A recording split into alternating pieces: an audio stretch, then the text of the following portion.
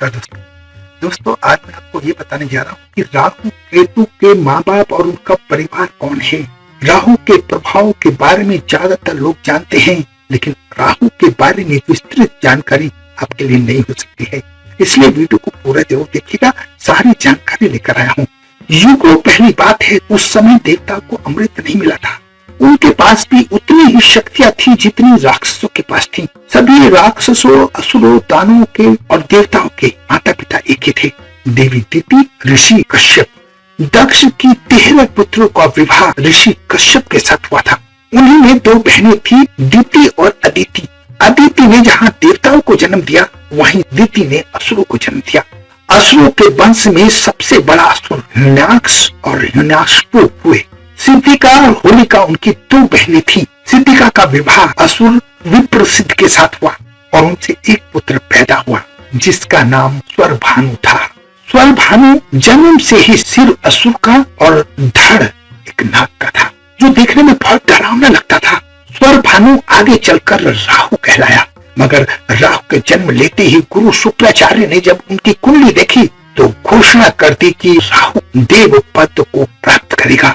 अभी तक असुरों में ऐसा कोई नहीं था जिसे देव पद की प्राप्ति हुई हो। जब ये बात देवताओं को पता चली तो उन्होंने राहु को रास्ते से हटाने की योजना बनाई, लेकिन राहु की माँ सिंधिका एक बहुत ही खतरनाक राक्षसी थी। वो किसी को भी परछाई पकड़कर मारने की योजना जानती थी। उसने अपने पुत्र की हर रक्षा की और सारी विपत्तियों से बचा लिया। असुर और दानव वंशों में से एक बढ़कर राक्षस और दैत्य पैदा हुए, जिससे असुर और दानव मजबूत होने लगे थे। तब भगवान श्री हरि विष्णु ने उन्हें शक्तिशाली बनने का एक उपाय बताया, और वो उपाय था समुद्र मंथन। मगर देवता समुद्र मंथन अकेले नहीं कर सकते थे, इसलिए मजबूर होकर उन्हें उन असुरों का साथ लेना पड़ा। समुद्र मंथन में से जो भी चीज निकलती उसे आधा आधा बांट लेते थे, ऐसा उनमें समझौता हुआ था। मगर देवताओं ने यह कभी नहीं सोचा था कि समुद्र मंथन में अमृत भी निकलेगा और उनको अमर बना देगा।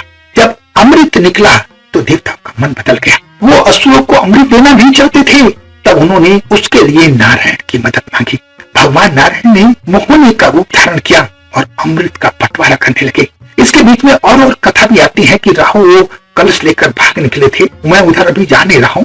अमृत बांटते समय अमृत पहले देवताओं को दिया जा रहा था, तो राहु के मन में चालाकी आई। वो चुपचाप जाकर सूर्य और चंद्रमा के बीच बैठ गया। राहु ने आधा ही अमृत पिया था कि सूर्य और चंद्र ने उसे पहचान लिया।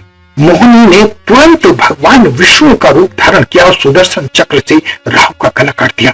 राहु का धड़ केतु कहलाया, लेकिन राहु के साथ हुए अन्याय को न्याय में बदलने के लिए राहु केतु को 9 ग्रहों में देव पद का स्थान दिया गया, और राहु देव पद पाते ही सूर्य को वक्त वक्त पर निगलने की कोशिश करता रहा।